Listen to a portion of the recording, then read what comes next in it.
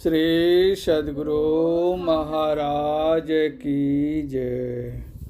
प्रातः स्मरणीय अनंत श्री ओशेत परमाराध्य संत सद्गुरु महर्षि में परमहंस जी महाराज का प्रवचन, ईश्वर के पास क्यों जाना चाहिए।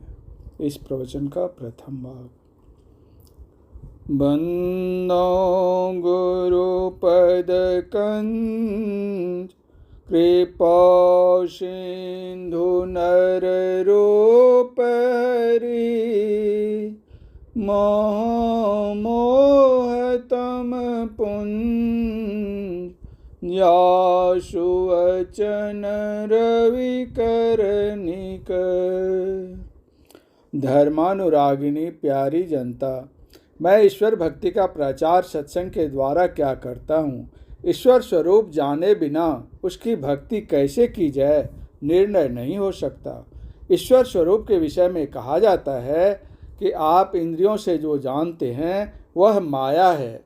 आँख से देखते हैं माया है, कान से सुनते हैं माया है, बुद्धि से पहचानते हैं वह भी माया है। परमात्मा मायातीत है, उसकी भक्ति मायामय इंद्रियों के द्वारा हो संभव नहीं। मनुष्य इंद्रियों को छोड़कर कुछ काम करे असंभव प्रतीत होता है। एक एक इंद्री को एक एक वस्तु का ज्ञान होता है, एक ही इंद्री को सब विषयों का ज्ञान नहीं होता। रूप आँख को व्यक्त है तो कान को अव्यक्त है, शब्द कान को व्यक्त है तो और इंद्रियों को अव्यक्त है। इसी प्रकार ऐसी कोई एक इंद्रिय नहीं है जिसके लिए सब विषय व्यक्त हो। मन सब विषयों को जानता है, परंतु बाहर की इंद्रियों द्वारा बाहर की इंद्रियों से हीन कर दो तो मन कुछ नहीं जान सकेगा। जो मन बुद्धि से परे पदार्थ है वह बाहर की तो सब इंद्रियों से परे है ही। उसकी भक्ति हम कैसे करें, इसके लिए सरल मार्ग होना चाहिए। इसकी खोज है। राम स्वरूप तुम्हार वचन अगोचर बुद्धि पर, अविगत अकथ अपार नेति नेति नित निगम कह। स्वरूप अर्थात निज रूप, आत्म रूप। अविगत अर्थात कहीं से भी खाली नहीं, सर्वव्यापक। अपार अर्थात स्वरूपतः ससीम नहीं, इति उसकी होती नहीं। यह जो परमात्मा का स्वरूप है उसका ग्रहण हम कैसे करें। गो गोचर जहाँ लगी मन जाई, सो शव माया जानहु भाई।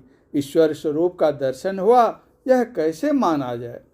भिद्यते हृदय ग्रंथि छिद्यन्ते सर्व संशया, क्षीयन्ते चास्य कर्माणि तस्मिन् दृष्टे परावरे।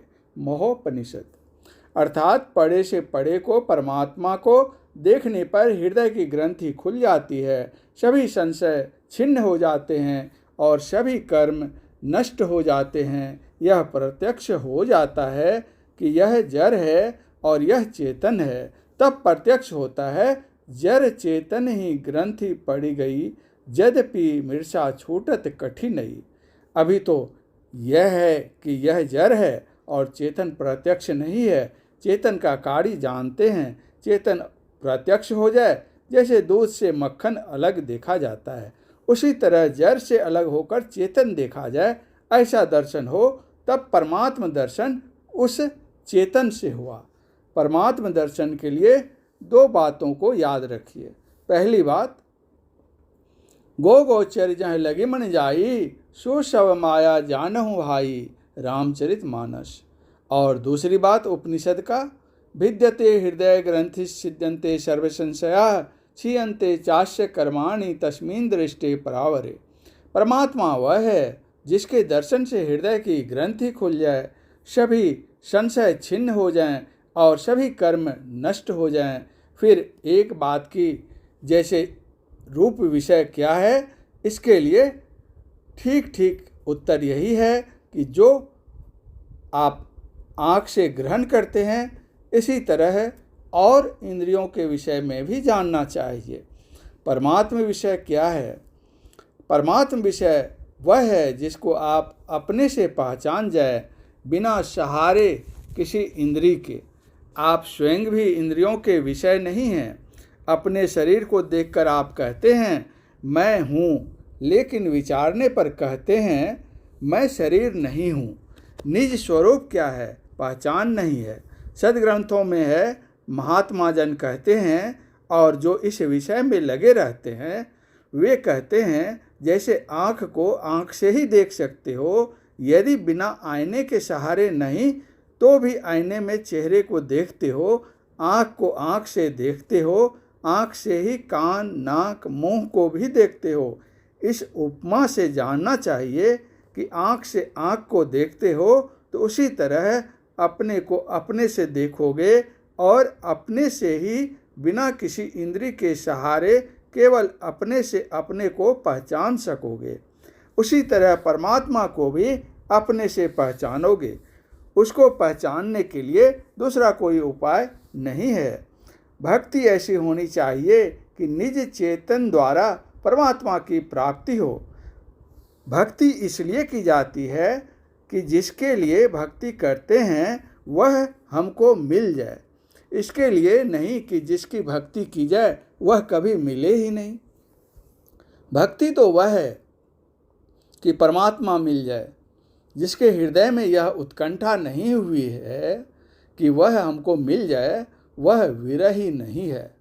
अपने को शरीर इंद्रियों से छुड़ाकर अकेलेपन की हालत में आ जाओ।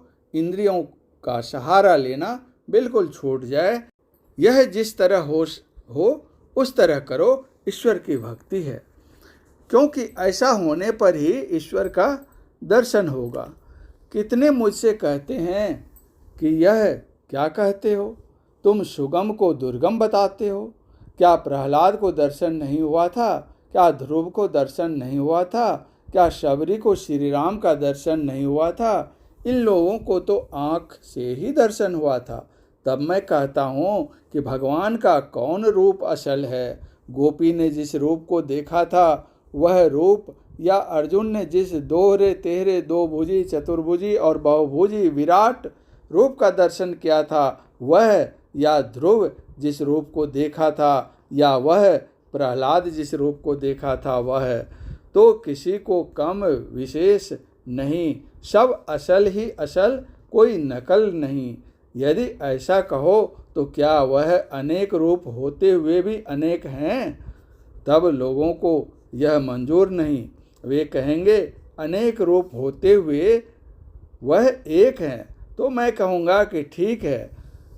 जो ठीक नहीं कहे तो उसके दिमाग में क्या हो गया, कहा नहीं जा सकता। सब रूपों में भगवान है। अचर चर रूप हरि सर्वगत सर्वदा बसत इति वासना धूप दीजिए। सब रूपों में स्वरूप जो है उसकी पहचान कैसे होगी सो बता दो। कभी श्री राम धनुष लिए तो कभी श्री कृष्ण वंशी लिए, तो कभी विराट रूप, कभी चतुर्भुजी रूप, कभी और रूप। तो असली कौन? यदि कहो कि एक को पहचान लो तो हो गया। इसमें दो बातें हैं। एक तो सबको एक ही मानने कहते हो, तो सवाल यह होगा कि सब में वह एक कैसा है। दूसरी बात यह है कि श्री राम ने कहा कि गो गोचर जह लगी मन जाई, सो सब माया जानहु भाई। इससे तो यह बिल्कुल माया ही माया हो जाता है। और उपनिषद वाक्य है, विद्यते हृदय ग्रंथि सिद्धन्ते सर्व संशया क्षीयन्ते चास्य कर्माणि तस्मिन् दृष्टे परावरे। ऐसा बोलो, कौन दर्शन हुआ? यह जानना चाहिए कि जितने रूपों का वर्णन है उससे वह नहीं जाना जाता कि उस दर्शन से विद्यते हृदय ग्रंथि सिद्धन्ते सर्व संशया क्षीयन्ते चास्य कर्माणि तस्मिन् दृष्टे परावरे हो गया। श्री कृष्ण भगवान पांचों भाई पांडवों के संग रहते थे। भगवान श्री कृष्ण उनके सर्वस्व थे। जब उन लोगों ने सुना कि श्री कृष्ण इस धरातल पर नहीं हैं तो वे लोग भी सब कुछ छोड़कर इस धरातल को छोड़ दिए। किंतु ऐसा सिद्ध नहीं होता कि उनके दर्शन से उन पांडवों को विद्यते हृदय ग्रंथि सिद्धन्ते सर्व संशया क्षीयन्ते चास्य कर्माणि तस्मिन् दृष्टे परावरे ऐसा हो गया था। इसमें यह अवश्य कहना पड़ेगा कि वह जो है उसका बयान सुनो गोस्वामी तुलसीदास जी का सुनिए। व्यापक व्याप्य अखंड अनंता, अखिल अमोघ शक्ति भगवंता, निर्मल निराकार निर्मोहा, नित्य निरंतर सुख संदोहा, प्रकृति पार प्रभु सब उर्वासी, ब्रह्म निरीह बिरज अविनाशी, इहाँ मोह कर कारण नाही, रवि सन मुख तब कब हूँ कि जाही। यह कैसा है, केवल इतना ही रहता कि हाथ पैर नाक कान मुंह वाला है तब तो कुछ बात नहीं, किंतु यहाँ तो प्रकृति पार प्रभु सब उर्वासी, ब्रह्म निरीह बिरज अविनाशी कहकर प्रकृति पार कहा गया है। प्रकृति शत रज तम तीनों का सम्मिश्रण रूप है। शत रज तम तीनों से पार हो जाए अर्थात त्रय गुणातीत हो जाए, त्रय गुणातीत निर्गुण हो गया। शरीर सगुण और शरीर धारण करने वाला निर्गुण होता है। इस प्रवचन का दूसरा भाग अगले प्रवचन पाठ में। परम पूज्य गुरुदेव का यह प्रवचन भागलपुर जिला अंतर्गत कहलगांव के धर्मशाला में दिनांक 12/3/1955 ईस्वी को अपराह्नकालीन सत्संग में हुआ था। श्री सद्गुरु महाराज की जय।